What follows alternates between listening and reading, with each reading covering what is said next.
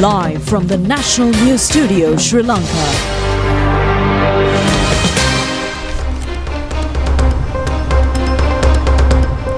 This is the 9 p.m. news telecast of the prestigious channel of Sri Lanka. A pleasant evening and a very warm welcome to the national news. I'm Dilanjali Ananda. And I'm Vibhuda Vijay Bandara. Here are today's top stories. Major suspect of the Ganemula Sanjeeva killing, Ishara Sewandi, and 5 others were brought to the island. 5 suspects have been arrested in connection with the discovery of drugs from the South Sea. Many programs to enhance facilities for tourists. Passengers travelling in buses without tickets will be fined. Rainy weather conditions are expected to heighten in the coming few days. Manufacturing of biofertilizer at large scale commences. 16 killed in a fire broke out at a garment factory in Bangladesh.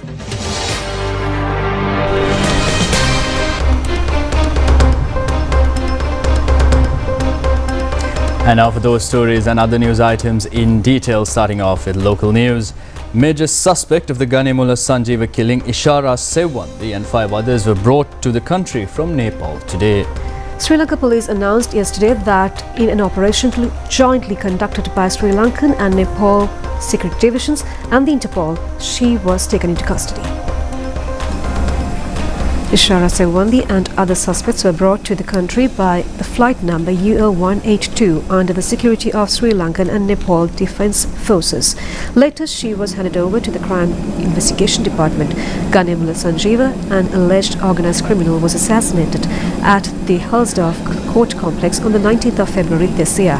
When he was brought to the Hulsdorf courts from the Busa prison, a shooter in the guise of a lawyer entered the court premises and shot at the victim.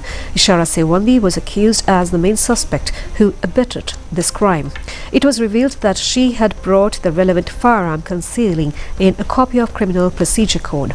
After the killing, Ishara Sewandi had gone missing and police had announced that a cash prize will be offered to the persons who gave information regarding her. Ishara Sewandi's mother and brother were also taken into custody in connection with this incident. Meanwhile, several organised criminals, including Kehal Badra Padme, were taken into custody in Indonesia. According to the information revealed by them, it was confirmed that Ishara Sewandi had fled the country.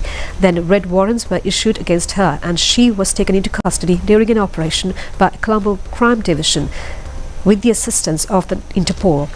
A person who accompanied her and 4 others who abetted her were also among the persons taken into custody.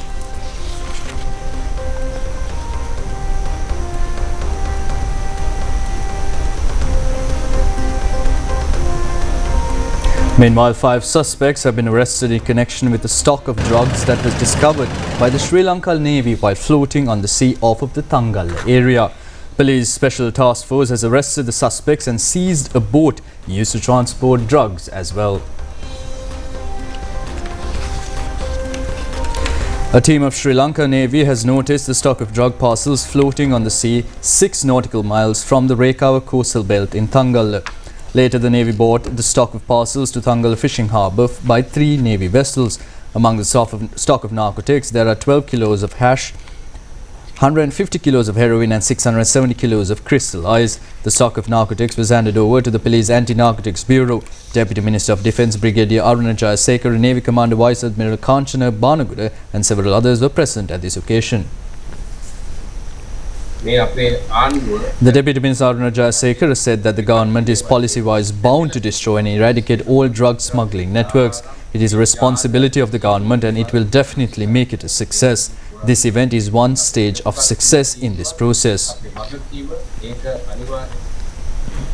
Prime Minister Dr. Harini Amarasuriya, who is on visit to China, participated in an interview with the China Central Television.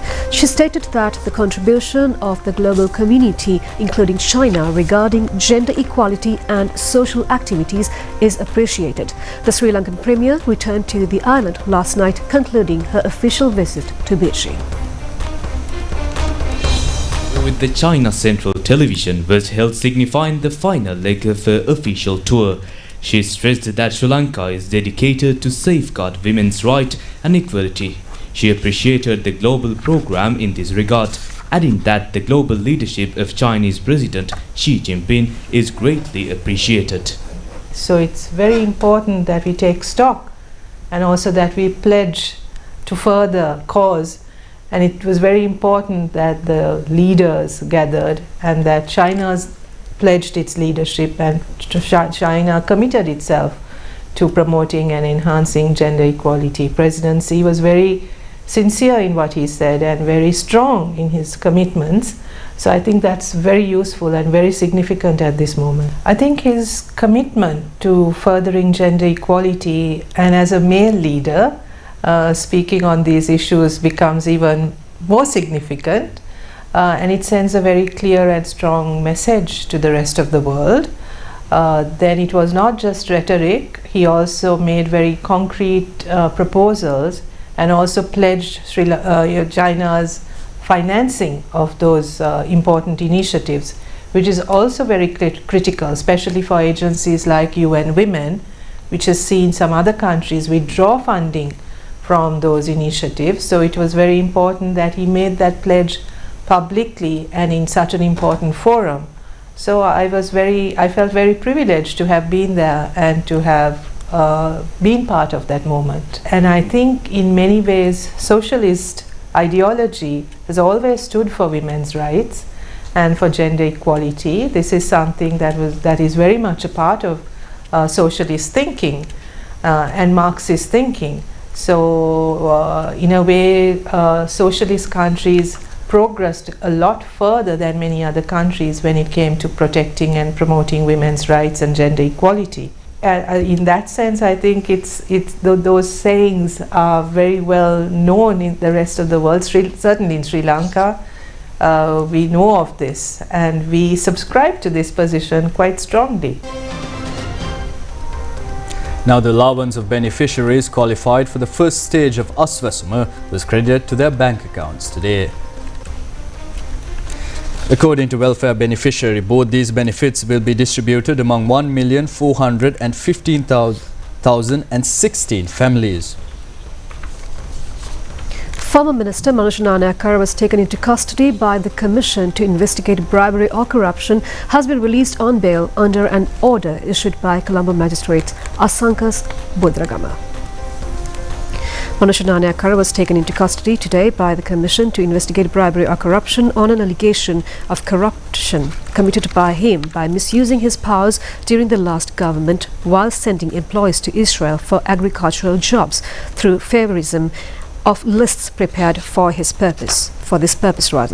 After producing before the Colombo Magistrates Court, later the magistrate ordered him to be released on a bail of 100,000 rupees and 2 personal bails of 4 million rupees each. Foreign travel of the suspect has also been banned. Another bail condition was imposed on the suspect by the magistrate, preventing him influencing witnesses. Attorney at law Gunaratnavani Nayaka, who was presented before the Mount Lavinia Magistrates Court, has been ordered to be released today on 2 personal bails of 500,000 rupees each. The judge warned him to appear before the Western Province South Crime Division to provide a statement and also not to influence complaints. The case will be taken up for hearing on the 17th of November.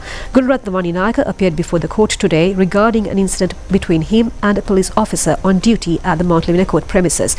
The Colombo High Court ordered today to call for hearing on the 12th of November the case filed against Yoshitha Rajapaksa, son of former President Mahinda Rajapaksa, and his grandmother Daisy Forrest, by the Attorney General under the Anti-Money Laundering Act. The case was taken up before the Colombo High Court Judge Justice Udesh Ranatunga. After considering the facts presented, the judge ordered the case to be called for hearing on the 6th of November to inspect the relevant documents of the case. Later, it was ordered to call the case for hearing on the 12th of November for the pre-trial conference. This case has been filed against Yoshitha Rajapaksa and grandmother Daisy Forrest on allegations of committing an offence under the Anti-Money Laundering Act by acquiring assets and property illegally to the tune of nearly 73 million rupees. Meanwhile, the Department of Meteorology says that the rainy condition is expected to increase in the upcoming few days due to the intertropical convergence zone and the disturbance in the atmosphere prevailing over the island at present. Many areas in the island may experience showers or thunder showers during this period. The Department of Meteorology further says that showers and thunder showers may also occur in the sea areas of the coastal belt from Kankesanturai to Puttalam via Colombo, Galle, Hambantota and Pothuil. Sea areas around the island remain normal and temporary winds may occur at the time of thunder showers. Fining of passengers travelling without tickets in buses is effective from today. Chairman of the Western Province Passenger Transport Authority, retired Commander Gamni Singha, told this at a media briefing heard today.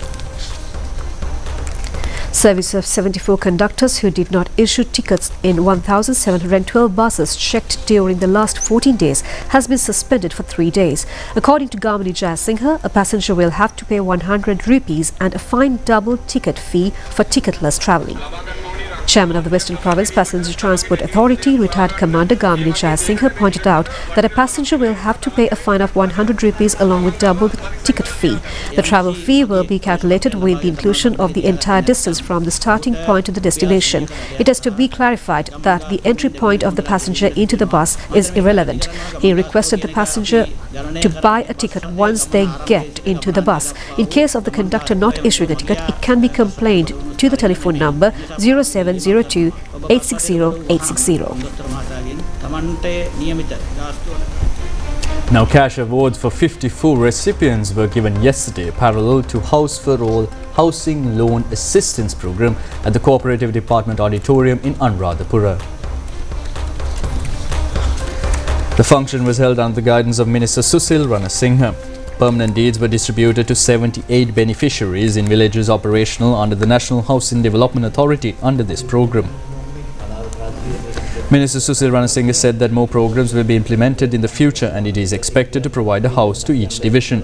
A house is a fundamental right of a person and the government will have to fulfill it in the country. Since the problem of housing is difficult, it cannot be completed within a year. The government expects to implement a proper program in solving the housing problems of the country.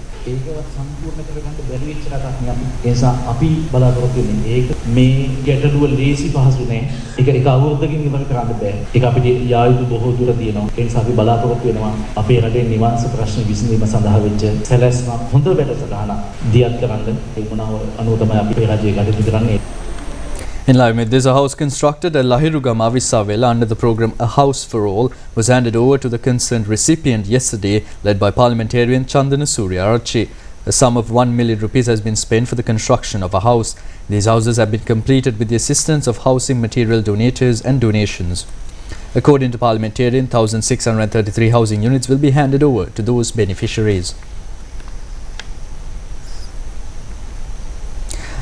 Another house constructed at Paratta Panadura in 672 Gramanildari division in accordance with the new development program of the government under the theme A Thriving Nation, A Beautiful Life yesterday under the guidance of parliamentarian Nilanthi Kottahachi. The 9th stage of the Arogya Mobile Health Clinic program implemented by the Health Ministry was held at the Sri Lanka Rupavahini Corporation premises throughout the day. Employees of Sri Lanka Rupavahini Corporation, Sri Lanka Broadcasting Corporation and other state institutions in the vicinity participated at this health clinic. It has been organized under the patronage of Deputy Minister of Mass Media, Dr. Kaushalya Aryaratna. Chairman of the Sri Lanka Rupavahini Corporation, Mr. Gihan De Silva, Director General Manoja Nadishana Amarasinghe also participated at this event. This has been jointly organized by the Ministry of Health, Clean Sri Lanka Secretariat and the Welfare Association of Sri Lanka Rupavahini Corporation. Blood tests, dental and eye clinics, ECG tests, breast cancer and cervical cancer tests and many other medical tests were conducted at this clinic. Deputy Minister of Mass Media, Dr. Kaushalya Aryaratna said that parents are very keen on the health of their children but neglect their health. Health problems of such employees are traced in this kind of health clinics. This is one aspect of the process implemented by the Health and Media Ministry to pass the health service to the general public. People expect the journalists to engage in news reporting efficiently and under media etiquette. Therefore, it is important that the journalists are physically and mentally healthy. The government has planned a number of programs to enhance facilities of tourists targeting the upcoming tourism season. A discussion was held at the President's office yesterday in this connection. The special task force appointed by President Anurukumar Dissanayake to take immediate decisions needed for the promotion of tourism industry convened yesterday for the second time. The task force members raised their deep concern over the matters pertaining to the tourism industry at this meeting. Accordingly, special attention was focused to make it easier for tourists to obtain visa and to issue e-visas for tourists. They also discussed the measures needed to increase the number of arrival counters at the airport to ease the congestion. Concerns were also raised to provide facilities for tourists to obtain online permission to visit various attractive areas in the island. The problems faced by the tourists and the stakeholders of the tourism sector were also discussed at this meeting. Minister Vijay Herath, Deputy Minister Ruwan Ranasinha, Secretary to the President Dr. Nandika Sanat Kumar Naika and many others were present at this occasion.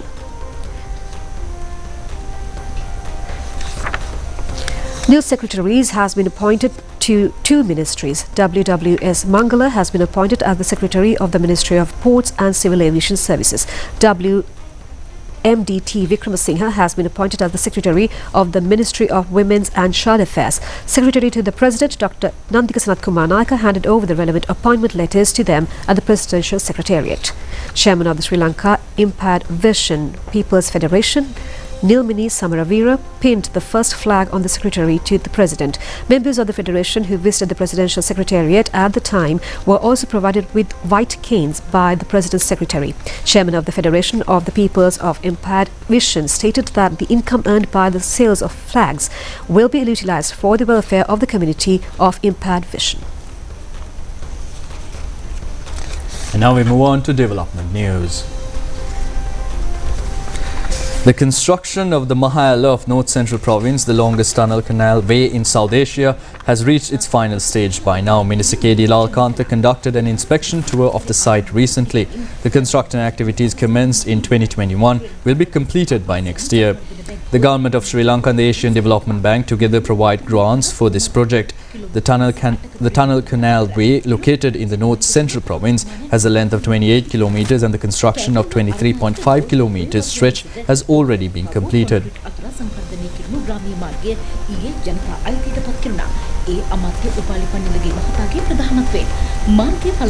The rural road from Dotalo Estate to the hospital at Arunayaka, Kerala, which was developed with a concrete layer, was dedicated to the public yesterday by Minister Upali Pannilage.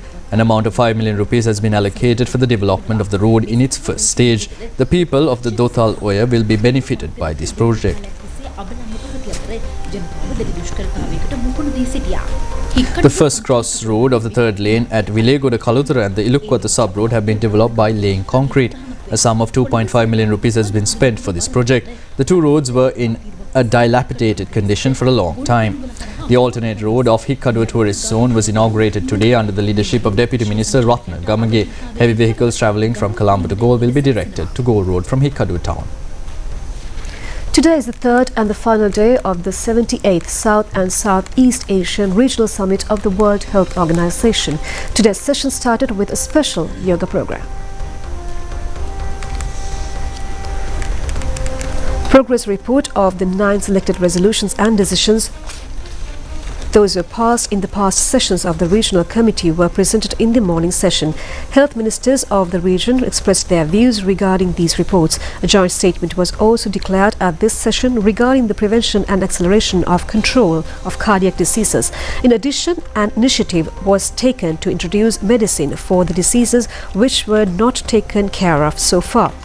They also focused attention to update the South Asian regional operation plans and to implement it. And now for more local news items in brief.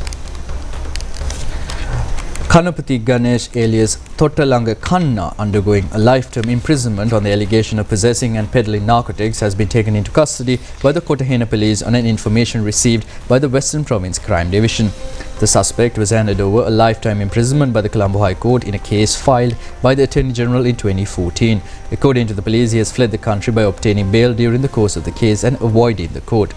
Crime Investigation Unit of Bambalapitiya Division has been able to take into custody the manager and 3 others when they raided a nightclub along with a stock of foreign cigarettes and liquor which was stocked without permits in that area. The value of the stock of liquor and cigarettes taken into custody by the police is around 2 million rupees.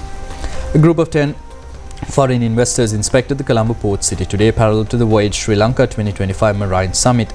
The objective of this tour is the possibility of investments in Sri Lanka as a centre for marine investment and to display opportunities. The group of representatives surveyed the opportunities across various areas such as marine and offshore along with boat production services.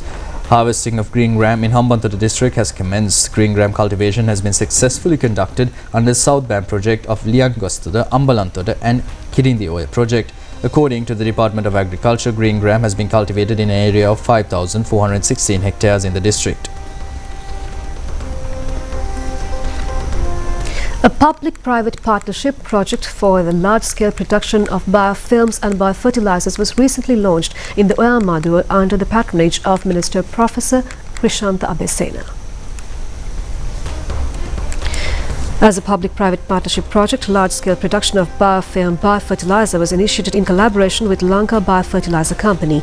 Coinciding with Global Fertilizer Day, this biofilm biofertilizer is also the world's first biofertilizer product based on microbial biofilms, specifically fungal and bacterial biofilms. It is an innovation by a research team including Professor Gamini Seneviratna. When biofilm biofertilizer is combined with hybrid organic granular fertilizer, the use of chemical fertilizers can be reduced by up to 50%. Model and field experiments have confirmed that the application of this fertilizer can increase rice yields by 20 to 30%. Biofilms and biofertilizers developed by scientists at the National Institute of Applied Basic Education under the Ministry of Science and Experiments.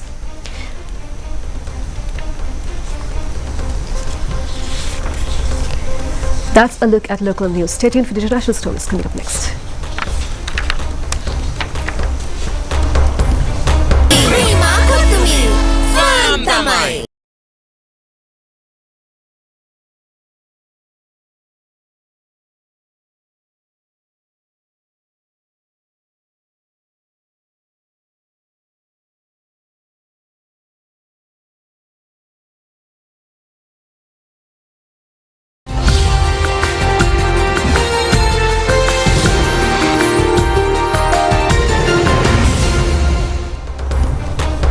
Welcome back, and now for news overseas. A devastating factory fire in Bangladesh has claimed at least 16 lives in the latest series of deadly industrial accidents in the country's garment sector. Officials fear the death toll could rise as rescue efforts continue in Dhaka's Mirpur area. At least 16 people have been confirmed dead after a massive fire broke out at a 4-story garment factory in the Bangladeshi capital Dhaka. Firefighters say the blaze, which erupted around midday Tuesday, took nearly 3 hours to bring under control though flames from an adjacent chemical warehouse continued to burn late into the night. Authorities say most victims died from inhaling toxic fumes and many were trapped as the building's roof door had been locked. Officials added that the chemical warehouse storage materials like hydrogen peroxide and plastic, which likely intensified the fire, and that it had been operating without fire safety clearances or an occupancy license. Distraught families have gathered around the shared buildings searching for missing loved ones. The tragedy adds to a grim record of industrial disasters in Bangladesh. And now for more foreign news. Winter has made an early appearance in China, with several regions blanketed in their first snowfall of the season. From there, here's a look at some more stories making headlines around the world tonight. Several regions across China have witnessed their first snowfall of the season, transforming mountain ranges and cities into glittering winter landscapes. Footage shows heavy flakes blanketing parts of Inner Mongolia, Xinjiang and Heilongjiang, marking an early arrival of winter after weeks of cold air sweeping across northern China. Authorities have issued weather alerts as temperatures continue to drop sharply in some areas. In Mexico, the skies above Zacatecas turned into a stage of dreams as aerial cyclists performed in the 22nd International Street Theatre Festival.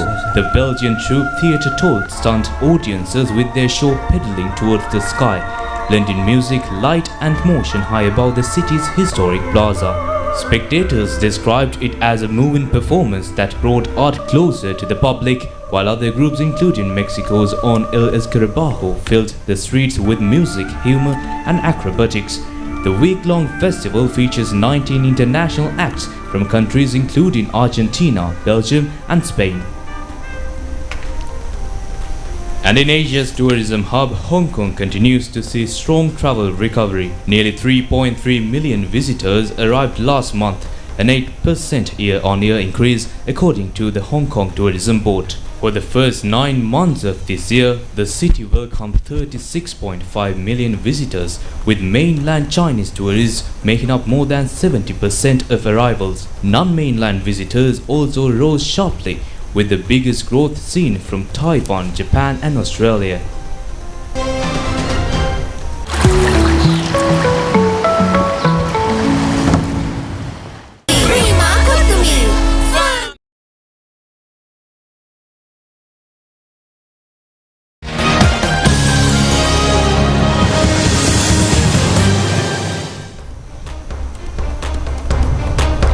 The match between Sri Lanka and New Zealand of the World Cup Women's One-Day International Cricket Tournament played yesterday ended without a decision due to heavy rains experienced in the ground.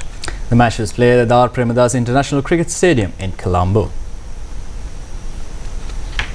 Sri Lanka won the toss and elected to bat first. Accordingly, Captain Chamari Athapattu and Vishmi Gunaratne opened the Sri Lankan innings. They initiated a successful opening partnership for the team. Chamari Athapattu recorded her 20th ODI half-century yesterday.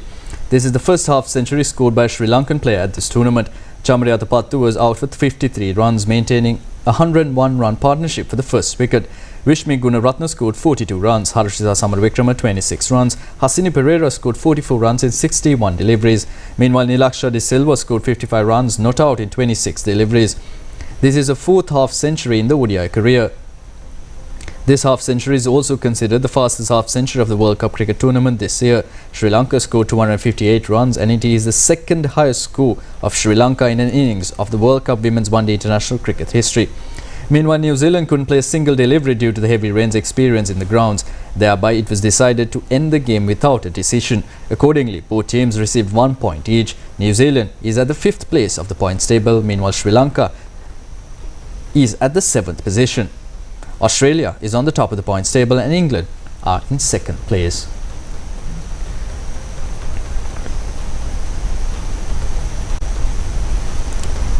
And that's all the news we have for you tonight. Join us tomorrow at the same time for the very latest on ChannelEye. I'm Delanjali, together with Vibhuda, signing off. Good night. Good night.